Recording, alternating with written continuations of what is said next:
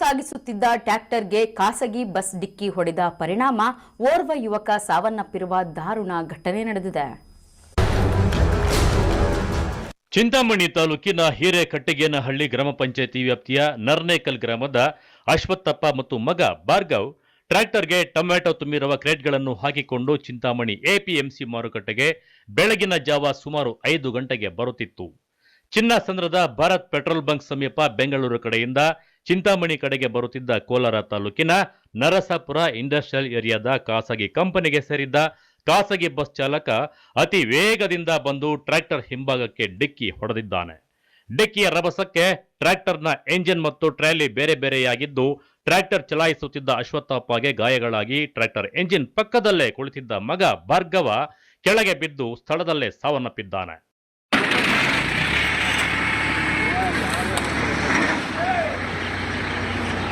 ನನ್ನ ಮಗನ ನಮ್ಮನ್ನೇ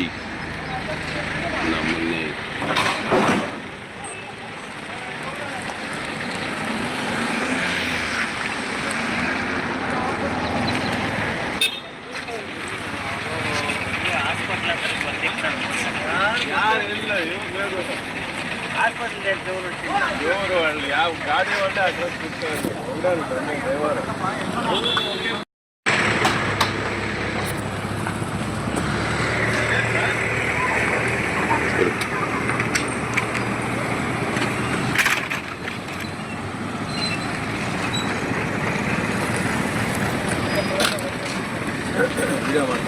ಹ್ಞೂ ಸರ್.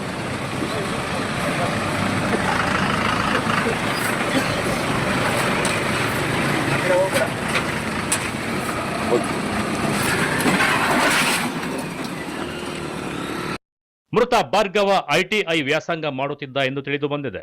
ಘಟನೆಯ ವಿಷಯ ತಿಳಿದ ತಕ್ಷಣ ಗ್ರಾಮಾಂತರ ಠಾಣೆಯ ಪೊಲೀಸರು ಸ್ಥಳಕ್ಕೆ ಭೇಟಿ ನೀಡಿ ಪರಿಶೀಲನೆ ನಡೆಸಿ ಮುಂದಿನ ಕ್ರಮ ಕೈಗೊಂಡಿದ್ದಾರೆ.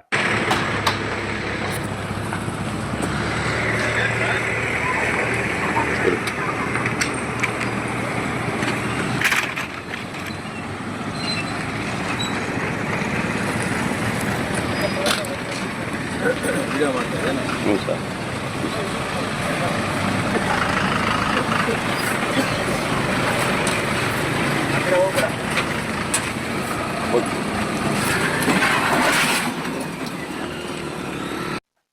Assam Pasha, MM TV news, Chintamani.